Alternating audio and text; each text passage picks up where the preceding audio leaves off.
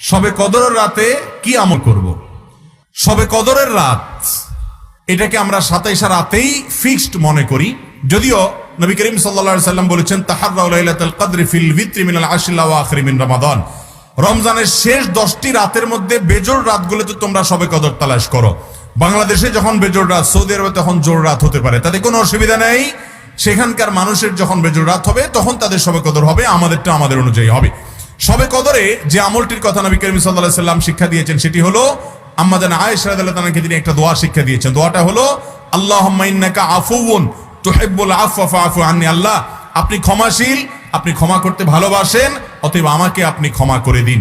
এছাড়া শবে কদরে আপনি নামাজ পড়বেন, দোয়া করবেন, কোরআন তেলাওয়াত করবেন, জিকির আজকার করবেন, তাসবিহ তাহলিল করবেন, রাত জেগে থাকবেন, আল্লাহর কাছে কান্নাকাটি করবেন, এই কাজগুলো আপনি করবেন। তবে বিশেষ আমল এটা যে আল্লাহুম্মা ইন্নাকা আফুউন, হে আল্লাহ আপনি ক্ষমাশীল, তুহিব্বুল আফওয়া আপনি ক্ষমা করতে ভালোবাসেন, ফাআফু আন্নি অতএব আমাকে আপনি ক্ষমা করে দিন।